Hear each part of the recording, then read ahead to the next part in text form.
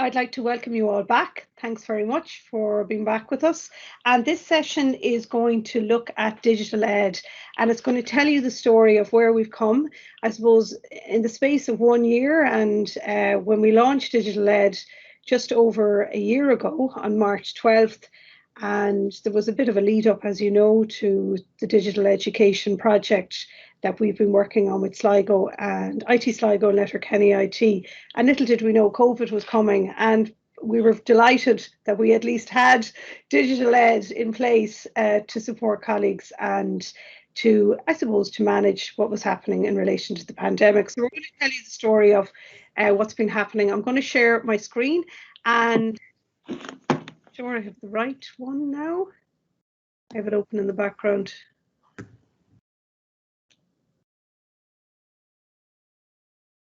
Okay, and we also have, just to acknowledge as well, we've Emma MacDonald with us this week. Emma is a graduate mentor, and she is helping out Jessica as well in I suppose coordinating some of the online sessions with us. So thanks, Emma. If you're there, you can give us a wave at some stage.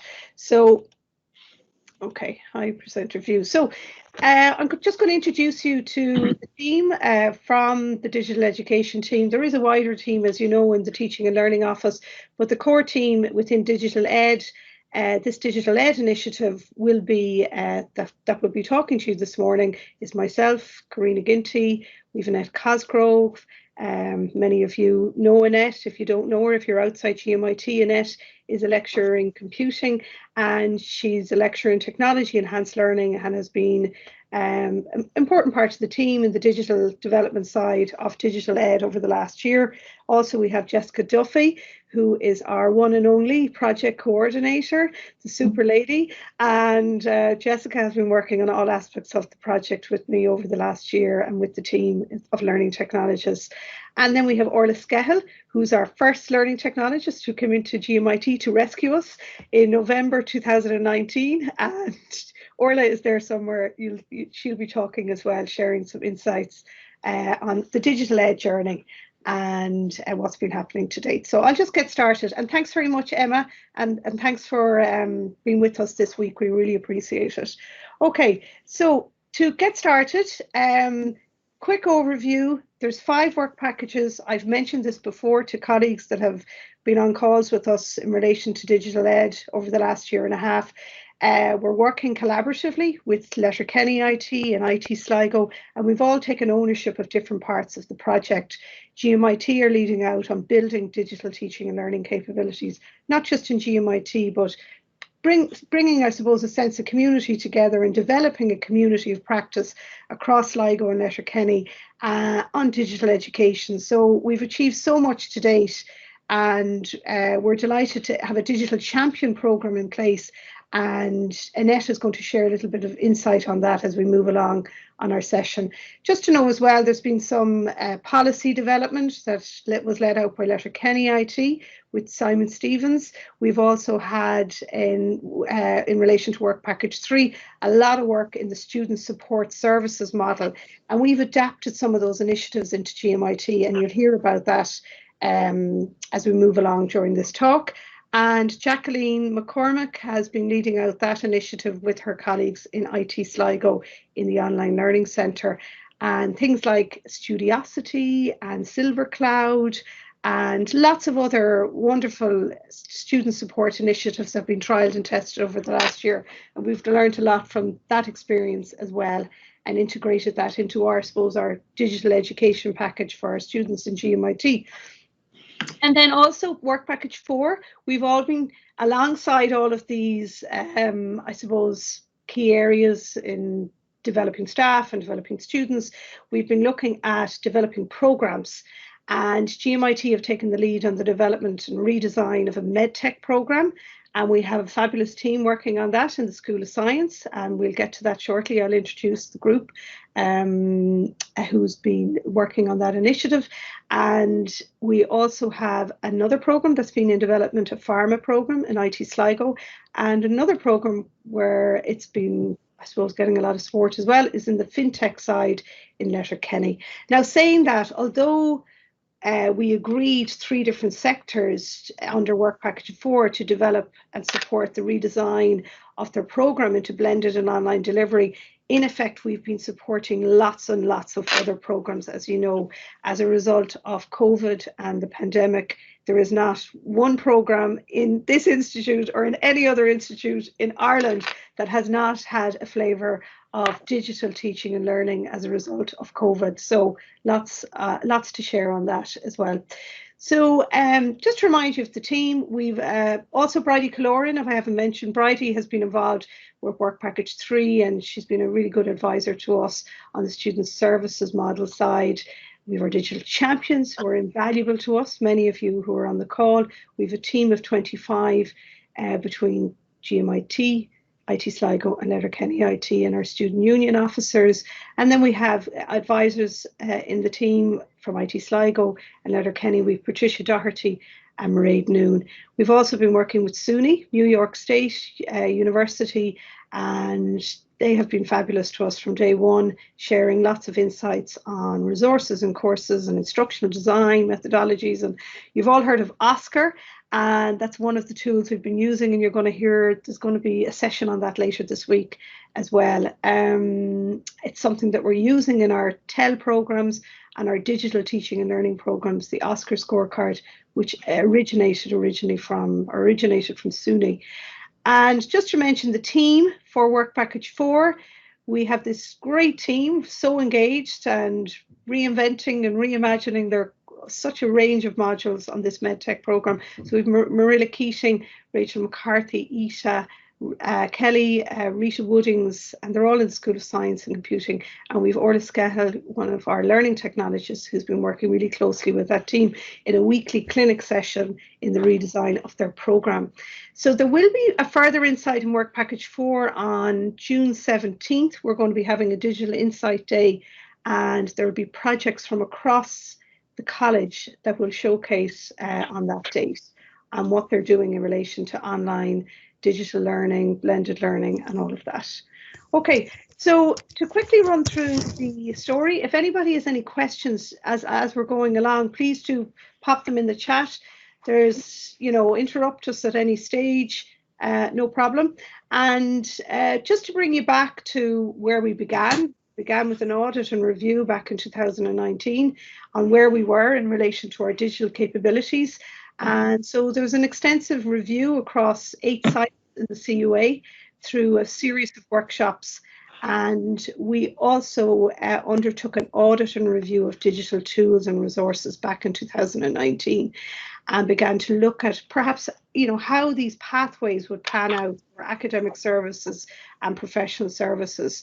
So we were fortunate, we did Index as well before COVID, which has provided baseline data for us. So in a year from now, when we finish up in June 2022, we'll be able to go back and look at that data where we were pre-COVID, which was the Index survey, which was all about measuring the digital student and staff experience across the higher education sector.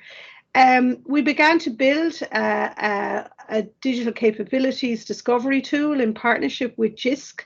GISC are known in the UK as, I suppose, the digital infrastructure consultancy advisory group, but they also work with higher education institutes across the world. So Sue, who was on the call with us earlier, would be familiar with GISC. So we've embedded their discovery tools, and we'll be telling you about that, the different tools that are available and what we're finding out. We developed a digital education platform, as you know, called DigitalEd, and we're on version 2 of that tool, and we'll be building out another version of that tool, further enhancements over the next year. And from today, we are looking for input again. We'll be running another focus group, probably around the end of May or June, to look for insight again into our digital education platform, how it can be enhanced post-COVID and beyond. We developed a digital teaching and learning module at level 9, 10 credits, a single special award, a single module award, and Annette Cosgrove has led out in that module, and we've all inputted into that module, and it's been fantastic. We had about 22 staff across the CUA that completed the programme in January. So congratulations to everyone who achieved. We now have another group coming down the line, another 20 that will start now. Many of you, some of you are on the call with us this week, many of the calls that we're running, and you're going to be starting fully into your programme in June. And then we also developed a resources directory, which we'll share with you, and Orla Skettle is going to talk about that.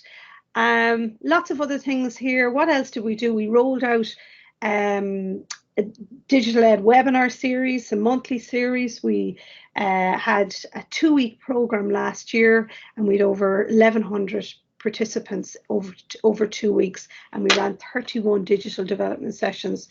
So it was quite timely. We did the same again in September, and we did it in partnership with a Bolt initiative for GMIT. We did it in June as well, actually. And as you know, Bolt was an initiative set up by the executive board in GMIT, bringing together lots of colleagues across the institute to share and develop and support each other in blended and online delivery. So we've been very much connected in with that as well. We built out our digital champions team. We have, I suppose we've looked at student engagement data as well. We thought that was really, really important. And we partnered up with a company called Opinion X. And we might share in the link as we move on today. I don't know if people are familiar with the latest report that came back from the Opinion X study from students. Very interesting data. A lot of it, I suppose, is very similar to some of the comments and stories that Sue shared earlier this morning, and how students, you know, perhaps are struggling in the online space, others that might be thriving, others that need a lot of care and support. And, you know, empathy is key, something that we're seeing a lot that's coming through, the key message. We've built out a lot of our TEL resources in response to COVID. You've seen the introduction of Padlet, Mentimeter, and lots of other tools that have been introduced. So we'll share towards the end of the session a little bit about that.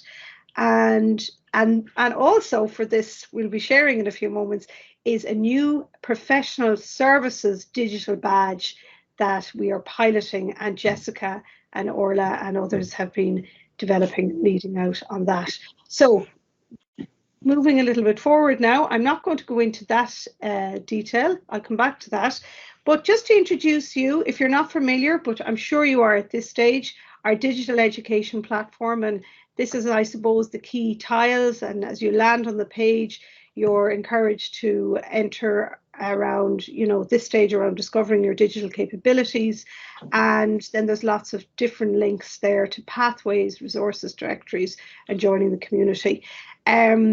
Now, as I mentioned at the start of this session, there's a security issue on the site today, of all days, and we are working with the HEA to resolve why there is no access to the platform. They were updating something yesterday, and there's some security feature that's blocking access. So I know Annette has just put it in the chat, but apologies if you can't link into it. But we hope that it will be resolved by lunchtime, okay? So moving along, the first thing I'd like you to do is we have a Menti. Speaking of Menti, one of our digital tools that we set up this year for everyone in GMIT, or well, I think there's not everyone is using it, but there's about 150 that are actively using it. And if you go to menti.com and we put in this code, we're just interested to know, what did you learn from your digital teaching and learning experience this year? Anything, you know, just thinking about Sue's talk this morning and where we are in relation to our own digital education development. If you type into, just go to menti.com, type in this code, and the question will appear. Now I'll go into the background and see. Anyone have any trouble with that? I'll put it in here as well. You go to menti.com and you put in this code if you want to select it, 71.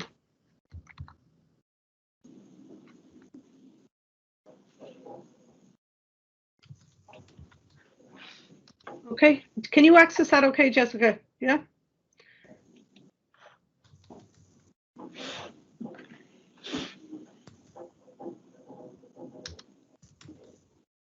Okay. I can access it from my end here anyway.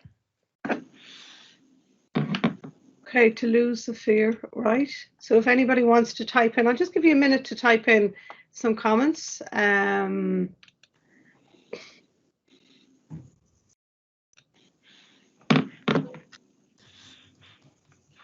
Okay, let's just refresh it and then I can share my screen.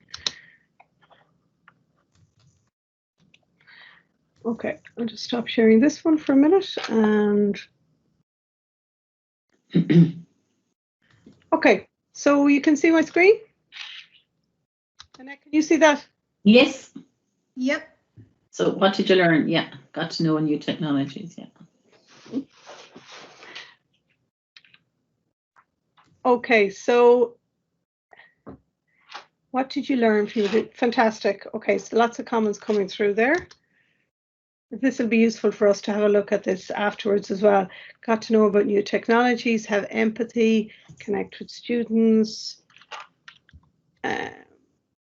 What can go probably wrong when you do the online environment? The power of the virtual learning environment, sure. How to better engage students like Menti. The term digital natives is extremely overused and there are too many perceptions that all students will be experts. True, these expectations can hinder their learning. Are invaluable. Yeah, very good. Okay, good. So any lessons learned would be really appreciated. I'll leave that open in the background and certainly keep adding to it and we can go back to it in a little while. Okay, so I'll just stop sharing that and go back.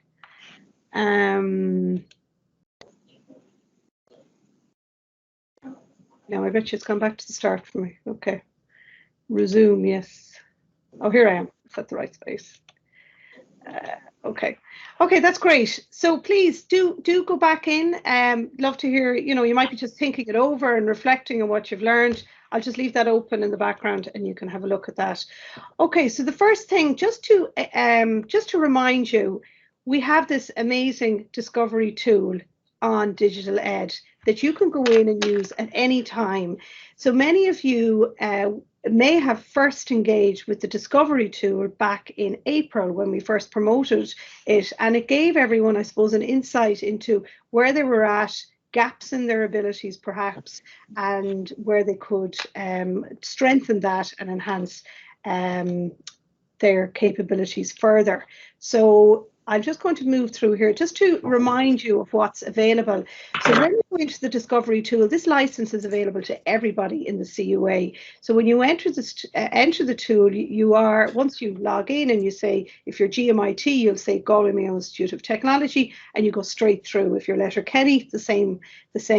You don't have to put in another password. It recognizes you automatically. There is like an LTI link there. So you can enter it from the DigitalEd site, and you can also go in directly. This link is here as well. So one of the areas that we were promoting from day one was exploring your overall digital capabilities, and you got a really nice intuitive report back from that.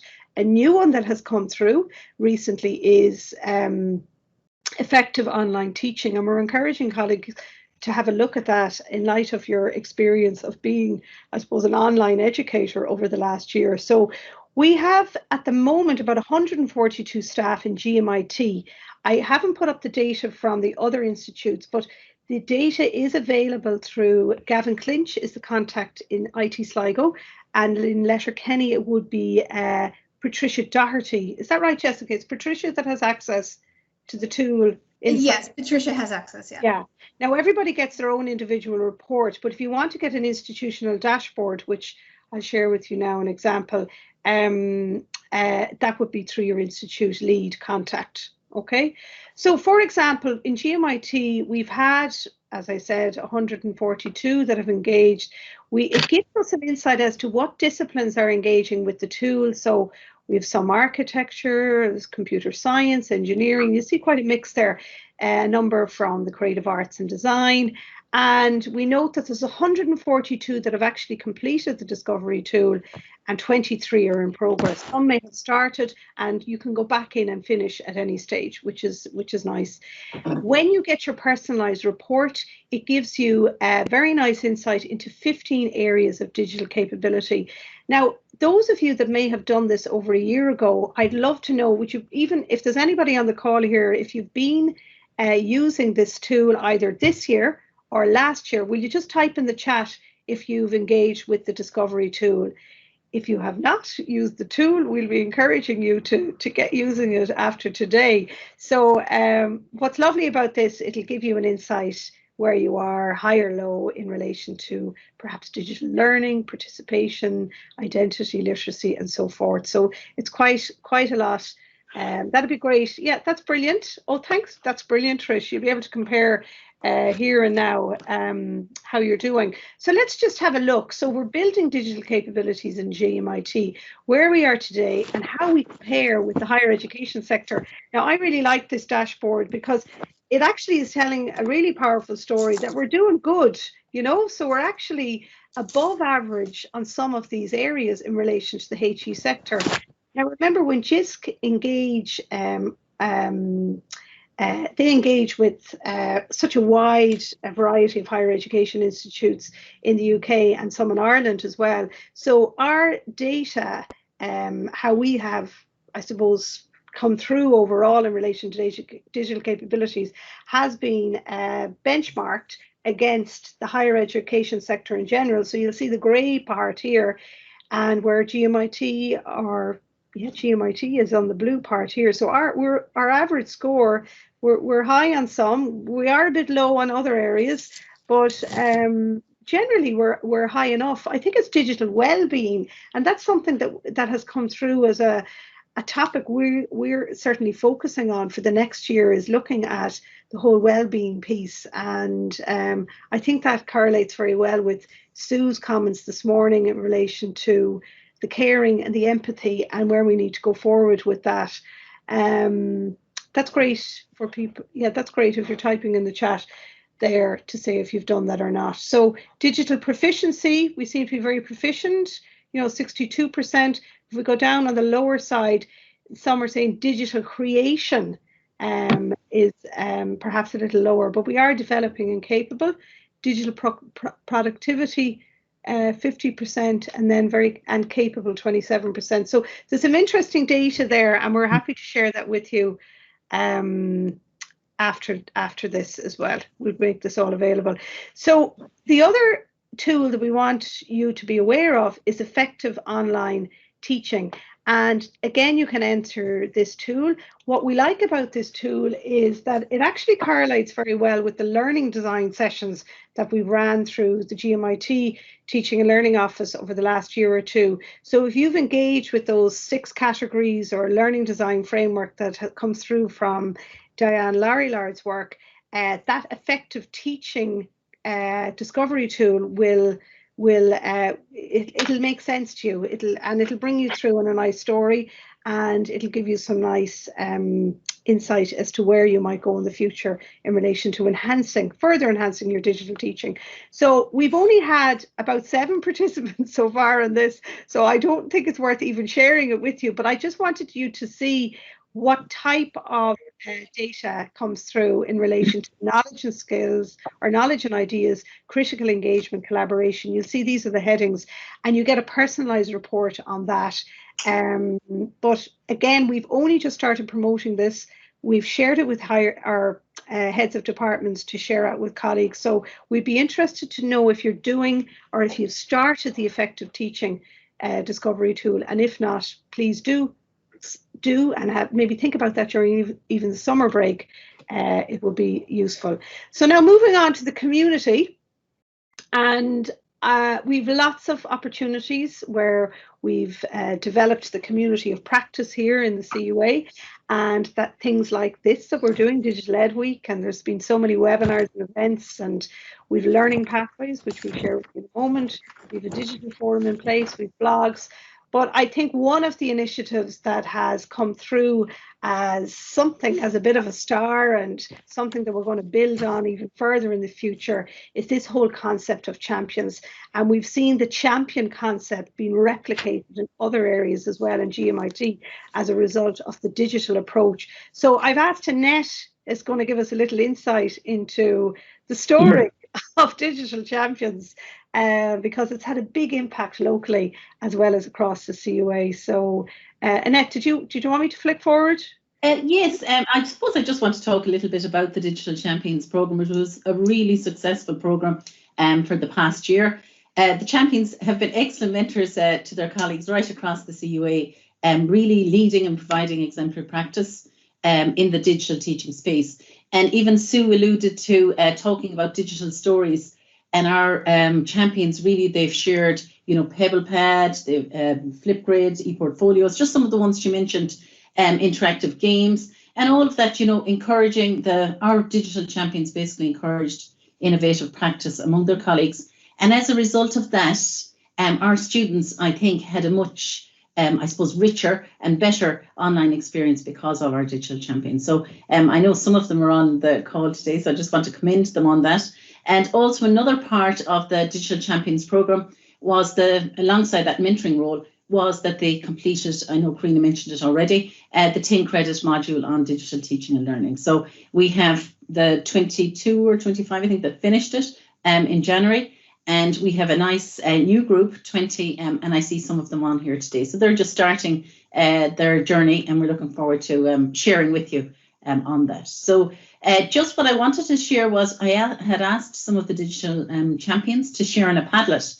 And, what did it mean to them? Now I'm going to share, we have some more up to date, and to give you some time to browse through them yourself, I'm going to share it in a moment in the chat so you can have a look through it. So we asked our own digital champions and some of the head of departments also spoke about the role and that they felt and the benefit of it. So some of them are here on your screen, and I'm also going to share the live Padlet. So I won't necessarily read them all out, but again, each of them found it very fulfilling, very rewarding.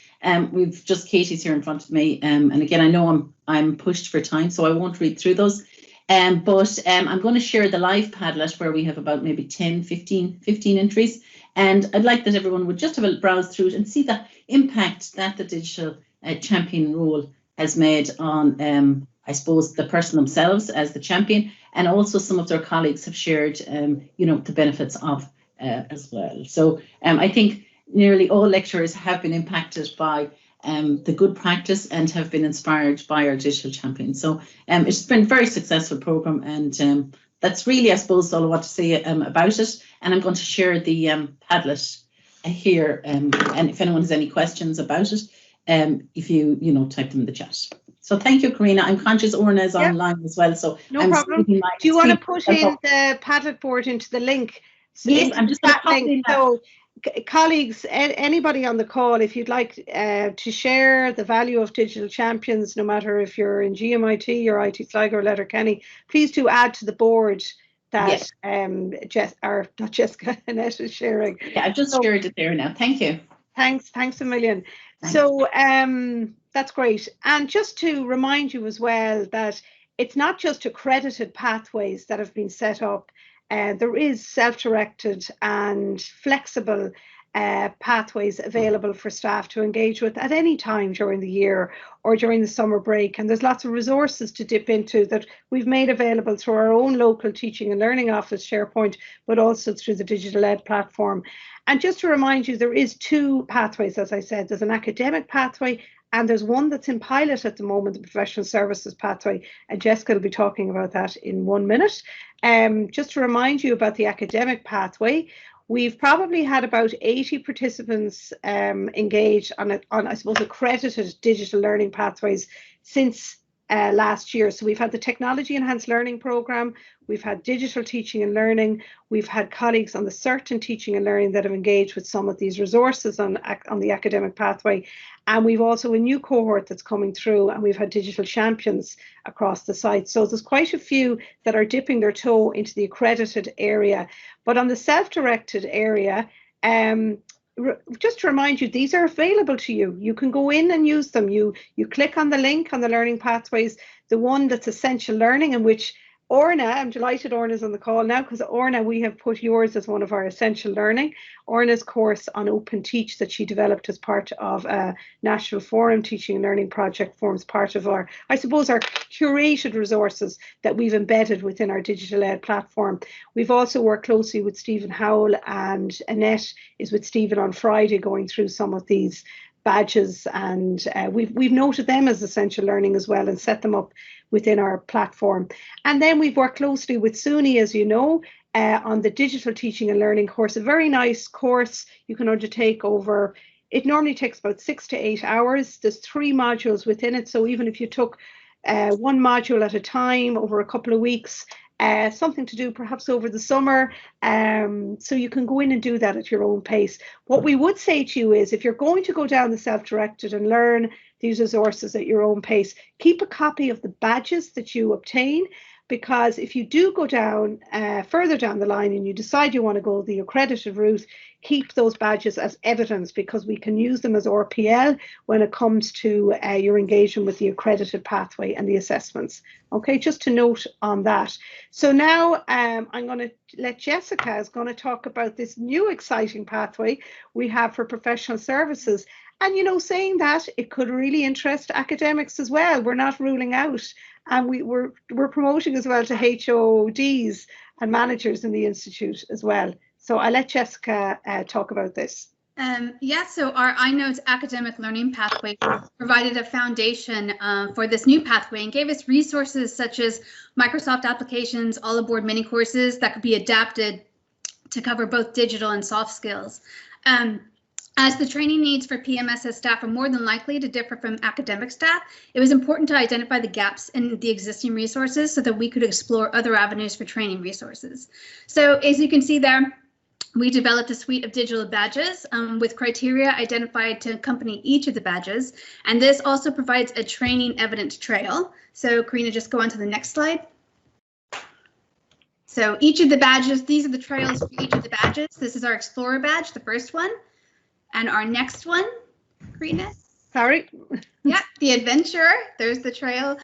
And our last one here for this phase is the Navigator. Now, if you notice, the last criteria for this badge is a skill sharing demonstration. And this shows skill acquisition and sharing what the badge holder has learned. And this could be anything from presenting a formal online webinar to giving an informal how-to demo to colleagues. Once they, you can go on to the next slide, Karina. Once a participant is awarded the Navigator badge, they can also apply for the Digital Champion badge once they complete just a little feedback for us. And on to the next slide. So we, the learning pathway can be accessed on CPD Learn Online, and the badges are issued via the Open Badge Factory. The learning materials embedded in the pathway include the digital discovery tool, which Karina just went over there, the all aboard and Microsoft courses. So you would have seen some of these that Karina mentioned in the academic pathway, but we've also included some other online course options in the criteria structure just to keep the pathway as open as possible. Next slide.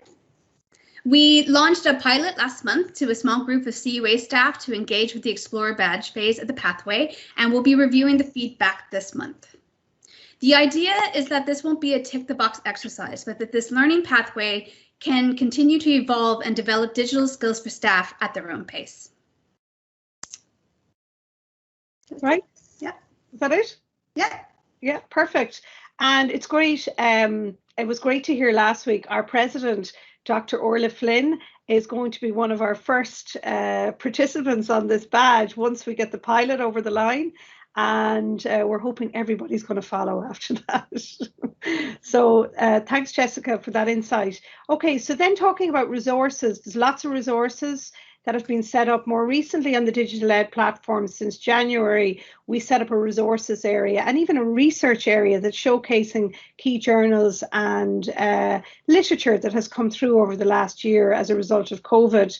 And just so that you're aware, one feature in particular on the DigitalEd site is categorizing resources now under teaching and learning, assessment, and student engagement. But we are interested in further enhancing that, and we are looking at perhaps creating further categories.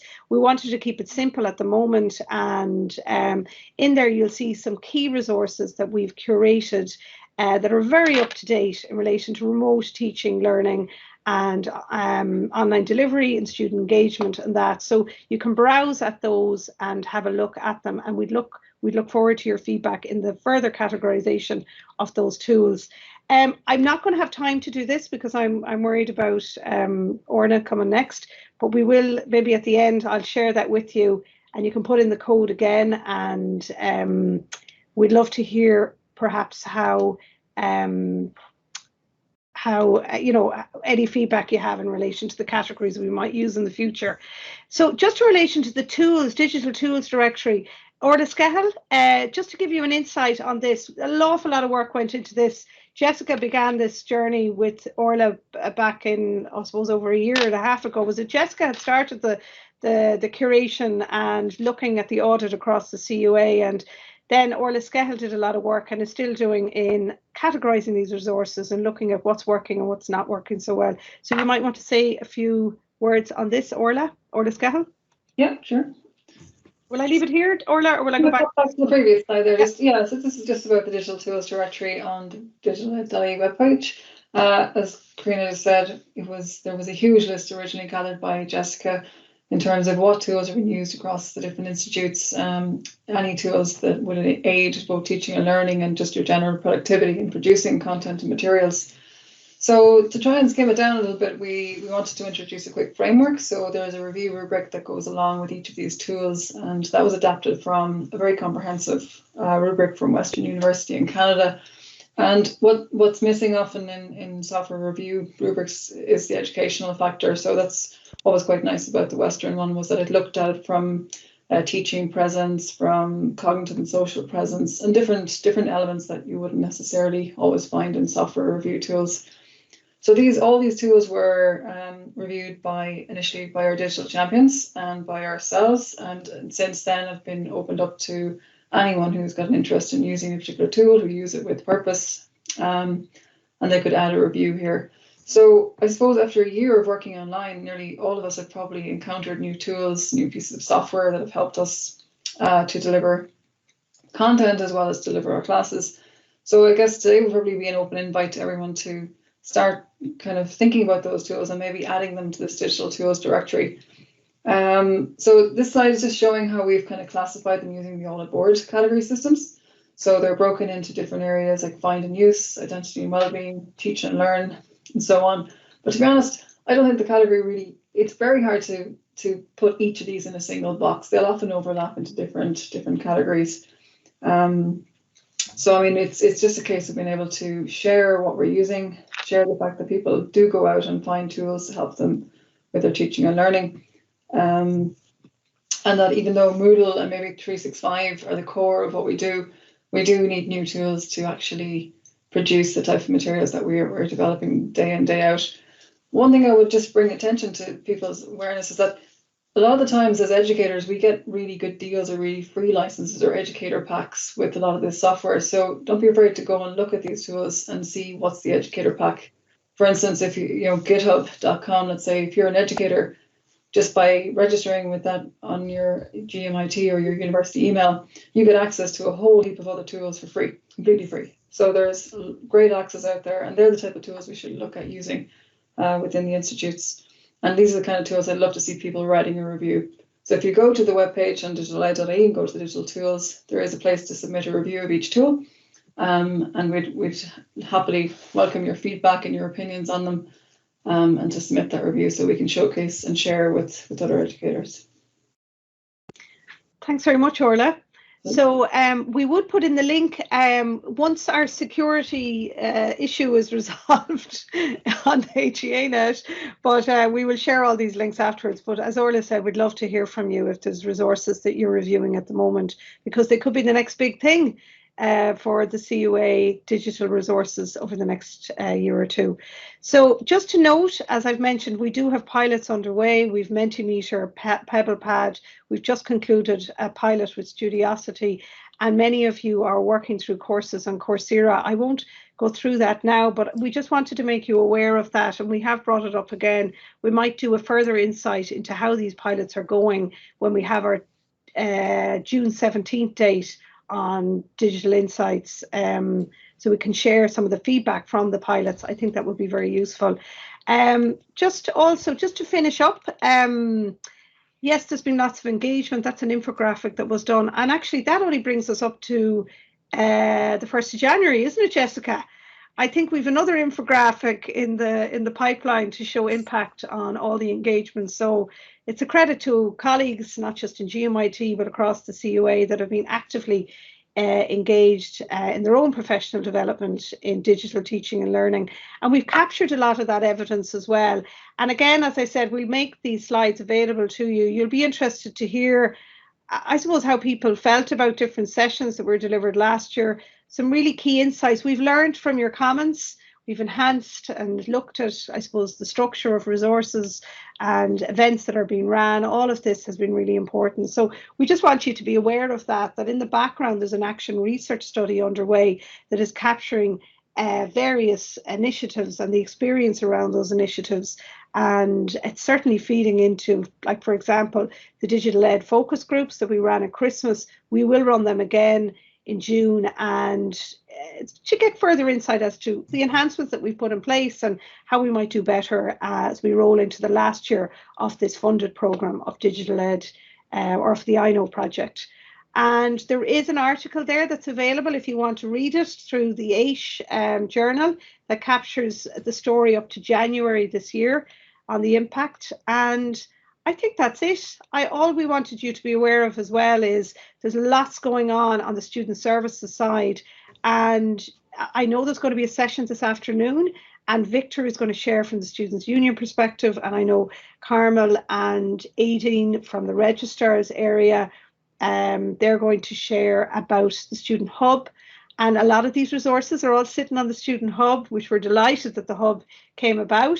That we were able to place all those key resources to help students during the pandemic, and not just for the pandemic, but for this new kind of blended online learning environment that we're all now working in.